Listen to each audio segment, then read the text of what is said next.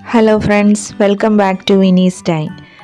ഞാൻ ഇന്ന് തയ്യാറാക്കാൻ പോകുന്നത് ടൊമാറ്റോ റൈസ് ആണ്.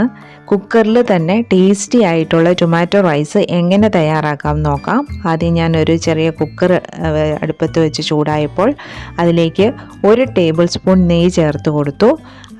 അതിനുശേഷം 1 ടീസ്പൂൺ കടുകിട്ട് പൊട്ടി വന്നപ്പോൾ അതിലേക്ക് 1 ടീസ്പൂൺ ജിഞ്ചർ ഗാർലിക് പേസ്റ്റ് ചേർത്ത് കൊടുത്തു.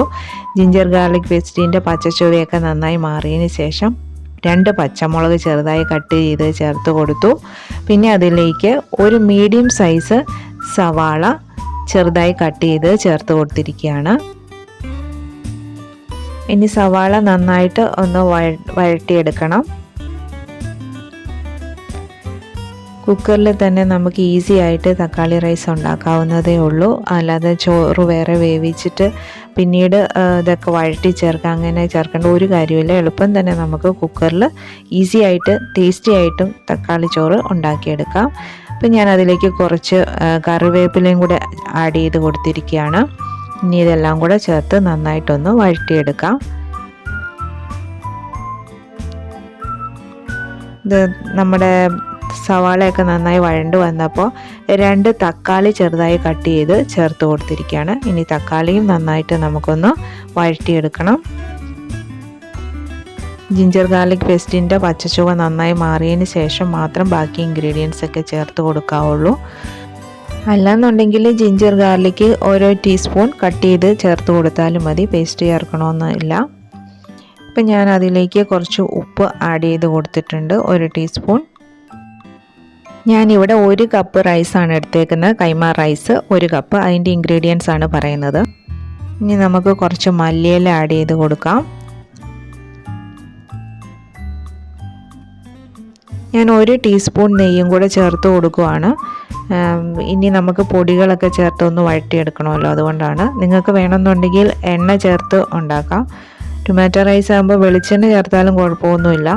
അതല്ലെന്നുണ്ടെങ്കിൽ നല്ലെണ്ണയോ നിങ്ങൾക്ക് ഇഷ്ടമുള്ള ഏതെണ്ണ വേണമെങ്കിലും ഉപയോഗിക്കാം, സൺഫ്ലവർ ഓയിലോ ഏത് വേണമെങ്കിലും. ഞാനിവിടെ ഫുള്ള് ഗീയിൽ തന്നെയാണ് ഉണ്ടാക്കുന്നത്.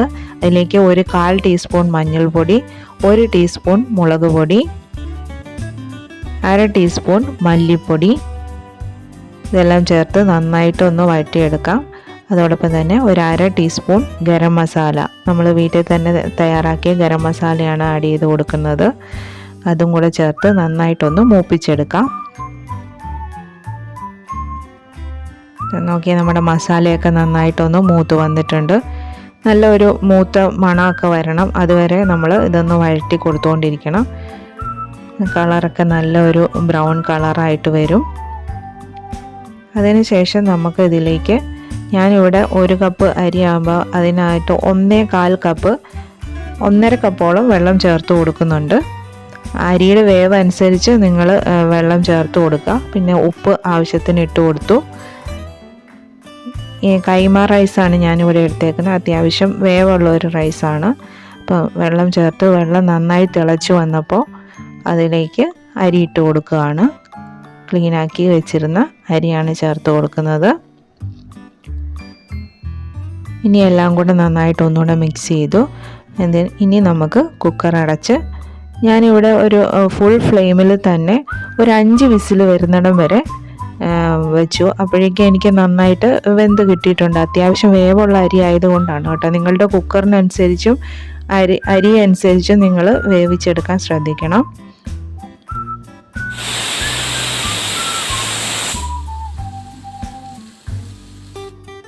ഞാനൊരു 5 വിസിൽ വരെ വരുന്നിടം വരെ വെച്ച് വേവിച്ചു. അപ്പോഴേക്കും നന്നായിട്ട് തന്നെ വെന്ത് വന്നിട്ടുണ്ടായിരുന്നു.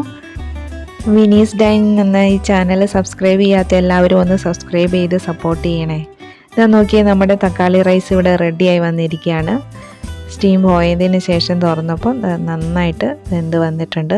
വളരെ ടേസ്റ്റിയാണ്, കാണാൻ എന്ത് ഭംഗിയാണെന്ന് നോക്കി. വെള്ളം ഒട്ടും തന്നെ ഇല്ല, എല്ലാം കറക്റ്റായിട്ടാണ് വന്നേക്കുന്നത്.